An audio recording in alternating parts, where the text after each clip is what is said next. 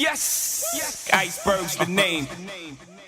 Put him on a t-shirt, we gon' make a nigga famous. All my niggas twist a figure, cause we on that gang shit. Cause we on that gang shit. Pop my let it bang shit. Better watch on my little nigga, better watch. But everybody's rapping. You know, everybody's singing, creating music, creating something, but the process is different. How have you handled the criticism that you may have received from the kind of music that you create, whether you performing or just being your authentic self? Like, I always been like critique my whole life, basically. You know what I'm saying? I never let it get to me. It go in one ear and go out. Like, I'm not afraid to be myself. So therefore, like, when people critique me, sometimes I even, you know what I'm saying, when people clown me, sometimes I laugh myself. Like, it don't get to me. Like, my brain, like, and my mental, like, is strong. Like, I'm mentally strong. So can't too many things or too many words hurt me. Sticks and stones may break my bones, but words could never hurt me. Period. But as long as you don't disrespect. Right. I had to throw that in there. I definitely agree. I definitely agree with that. That saying you need to have that type of mentality, especially going to this industry, because even though the people in your city may be judging you, there are people outside the state who will probably do far worse. That's why we have trolls, and they definitely do be trolling. Trust me, they do. So there's this phrase that I continue to hear in the beginning of your song. You know, it kind of reminds me of like, 6ix9ine is in Treyway, but then you got it's in Willie. Where'd you get that from? Like, what made you just start saying that out of nowhere? So look, it's on Friday movie, on the Friday movie, and I forgot the actor name, but he was with a girl, woo, and he said, "I'm gonna call you Sweet Dick Willie." So I took Willie. I just like, it's fucking Willie. I like that. Like, it's real catchy. Like, it's real. It's like, dang. See, now y'all gonna be having me going around the house saying things I ain't never said before. Give me a new phrase to say. So, in 2019, you dropped this project called FMLA Y2. That's so long. Like, what does that mean, and what was the process behind this project? Okay, the acronym stands for "Fuck My Life and Yours Too." So right. like when it comes to not you, by the way. I know, but I was like, dang, that hurt my feelings. Like, to my haters, like, you know what I'm saying? Like, when it come down, like, to certain situations, like, if you try to play me, I'm throwing away my life and, you know what I'm saying, by my respect, basically. So I'm everything I stand for, I'm willing to stand on it. You know what I'm saying? If I gotta throw my life away or throw somebody else's life away, I'm willing to do it. So I just call it for my life and yours too. But not yours. I know, but like, you just go up and just tell somebody the meaning there. It's like, okay, well, what I do? So let's talk about you actually, collaborating with other artists who are in your city. One in particular, the Jango. Cool girl. Talk to her. I won't say every day, but support her music and whatnot. What was it like working with her on, what's that, Bag 'em Up? Bag 'em you guys up. did it up? Yeah, what was it like working with her? Like, what was it like being in the studio together, working? Jango is so hard. Like, she's so hard. I had to like throw on a record. So this is what I did. Like, I got the beat. I'm like, Jango would sound perfect on this. So I wrote it, you know what I'm saying? I wrote my parts, like, so we can go back and forth. Like, on some city girl shit and some city boy shit. So we basically just going back and forth, just snapping. Like, I heard the song. Oh, lit. I heard the song. It was pretty dope. I was waiting for a video, Oh yeah, it's coming. Y'all be slacking on me with these videos because y'all be dropping all this heat, but y'all don't give me no visuals. And I'm like, dang, I want to see a visual to this. I want to be in the bag. I want to bag them up too, Yeah. I want to be there too. More visual coming soon. Okay, listen, I'm be waiting on that. I'm hit you up in your DMs. I'm like, Dre, where the visual at? I'm waiting. You know, your support is we waiting. We want to know. You did drop another project called Hungry Bullets. What was the process behind creating this? Like, what made you name it your project Hungry Bullets? Okay, so look, so at first I made this song called, it's a song at first before the album called Hungry Bullets. So I said, the song saying bullets eating nigga up, hit him in the head. So I decided to call the song Hungry Bullets. And then my manager was like, you know what? Hungry Bullets sound good as an album title. So once I dropped the single of, you know what I'm saying, Hungry Bullets, I decided to just put that as an album too. And it went well. Like the album had like different styles, like me, you know what I'm saying, playing with melodies. And then me just turning up there. I also have I think the song at the end called excuse me, sorry about this. You're fine. So you got too much heat, you gotta keep up. Yeah, I said it's a song at the end I put called Damaged Goods. That's the name. My manager was on it as well. So like, okay.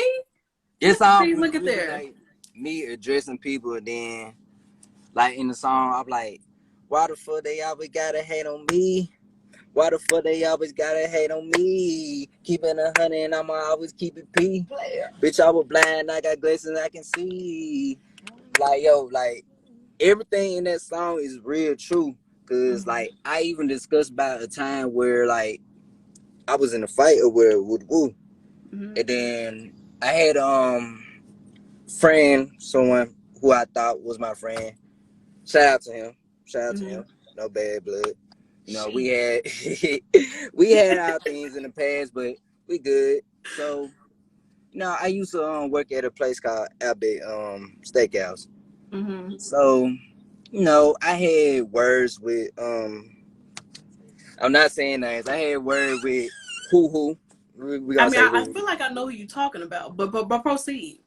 Yeah, I had words with who. So we used to always go back and forth at work. So, so we like. I really like. I'm not for bullying. I'm not for bullying at all. So I decided to stand up for myself, and then I said what I had to say. So he called my mother, and then he was like, well, where he at? I'm like, I'm right here. So my mama decided to go to the park so we can handle things like men. And that was it. And here's the big part. I said what I said online, right? Remind you, this dude don't have Instagram. He don't have social media or none of that.